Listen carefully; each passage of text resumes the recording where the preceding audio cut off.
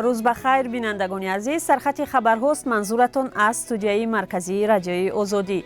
امروز 28 ایون از آغاز سفر ولادیمیر پوتین به تاجیکستان و موضوع ملاقات یک به یک او با امامعلی رحمان خواهیم گفت.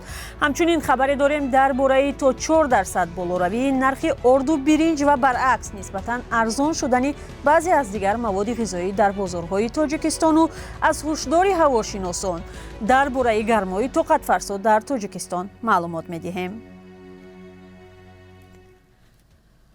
مرکز هواشناسی تاجیکستان از احتمال سخت تفسیدن هوا در هفته آینده خبر می‌دهد. به گفته هواشناسان از امروز 28 ایون تا 3 ایول هوا در برخی از منطقه‌ها به خصوص در جنوب در ولایت ختلان تا 43 درجه می‌تصفد. حرارت در دوشنبه امروز از مرز 40 درجه گذشته ممکن است تا به 42 درجه برسد. متخصصان از احتمال بالاروی سطح آب رودخانه‌ها از جمله در وخش و زرافشان و پنج هشدار می‌دهند. طبیبان میگویند در چنین هوا نوشیدن آب کافی را فراموش نکنید. بنا به مشاهده‌ها قیمت بسیاری از مواد غذایی در اکثر بازارهای تاجیکستان در هفته گذشته و در مقایسه با هفته‌های پیشین به تغییر مانده است. فقط در بازارهای خاروغ مرغاب قیمت ارد 3% و در قبادیان 1% بالا رفته است. عین زمان قیمت یک خلطه ارد در بازار خاروغ تا به بیش از 400 سومانی رسیده است. در خبرنامه‌ای که اداره عضوقواری سازمان ملل نشر می‌کند آمده است قیمت کارتوشکا و پیاز که هفته‌های گذشته بلند بودند از 2 تا 6% پایین آمدند. با وجود این در مقایسه با ماه می قیمت ارد و برنج در بسیاری از بازارها از 4 تا 3% و قیمت تخم 10% بلندتر بودند. جنگ در اوکراین و دیگر عامل‌های موسمی امسال در تاجیکستان سبب بالاروی قیمت اکثر مواد غذایی در کشور شد. و در نظر است که امروز 28 ایون ولادیمیر پوتین رئیس جمهوری روسیه ضمن سفر یک روزه به دوشنبه با امامعلی رحمان درباره همکاری‌های دوجانبه از جمله مشکلات مهاجران کاری تاجیک صحبت کند. به گفته دفتر مطبوعات پرزیدنت تاجیکستان رهبران دو کشور همچنین درباره رشد مناسبت‌های اقتصادی و فرهنگی وضع منطقه و جهان و مخصوصاً افغانستان ملاقات می‌کنند. مقامات هدف سفر را گسترش و همکاری ها می نامند، اما سفر پوتین در زمان جنگ اوکراین حدس و گمان های را به میان آورده است. تفصیلات برنامه سفر پرزیدنت روسیه را در برنامه اخبار آزادی بعد از 3 ساعت پیشنهاد شما میکنیم.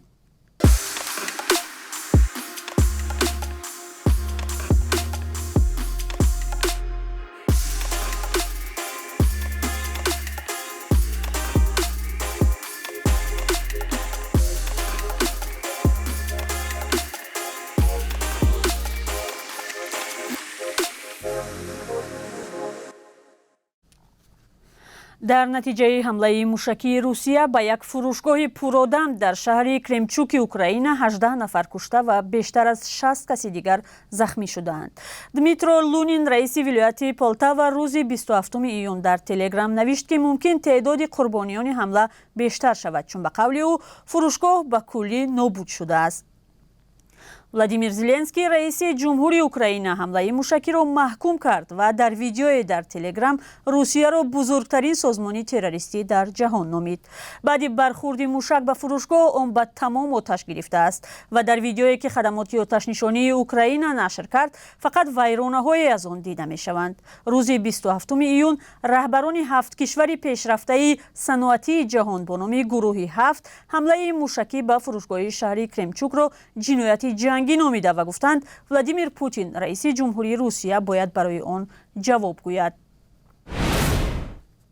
روز 27 ایون از داخل یک ماشین بارکش در شهر سان آنتونیو در ایالت تگزاس آمریکا جسد 46 مهاجر غیر قانونی را پیدا کردند. تلویزیون شهری اکسات گزارش داد که ماشین را در یکی از گوشه‌های دوردست سان آنتونیو در نزدیکی مرز آمریکا و مکزیک یافتند.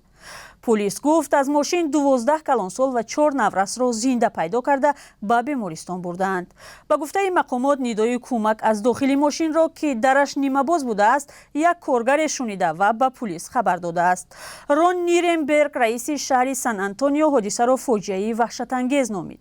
هزاران نفر هر سال از مرز مکزیک غیر قانونی به قلمروی آمریکا وارد میشوند و قاچاقبران انسان نیز در انتقال غیر قانونی آنها نقش زیاد دارند. و از این بابت در تاجیکستان کی نمیتواند مفتی و یا امام مسجد باشد. پارلمان تاجیکستان قانون را اصلاح کرد که اجازه نمیدهد شخصان گناهکار به تروریسم و افراطگرایی و جنایت‌های دیگر در مسجد و اتحادیه‌های دینی کار کنند. در گذشته حالتهای زیادی بازداشت و زندانی شدن امام خطیبان با اتهام همکاری با سازمانهای ممنوع رسانه‌ای شده بود. همکاران ما در دوشنبه دایر به این مسئله با روحانیان و کارشناسان صحبت کردند و برای دیدن گزارش آنها شما را به تماشای برنامه اخباری آزادی دعوت می‌کنیم که 3 ساعت پس منظورتان می‌شود. بیننده عزیز، حالا نگاه می‌اندازیم به ارزش اسعار خارجی در تاجیکستان. طبق اطلاع بانک ملی امروز 28 ایون ارزش 1000 روبل 177 سومانی بوده. 1 دلار امروز 10 سومانی و 56 درم و 1 یورو 11 سومانی و 16 درم است.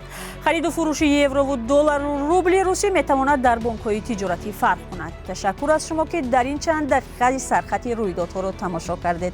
فراموش نکنید که در پیش برنامه اخباری آزادی داریم. تا آن دم برایتان قرار کار می‌خواهم.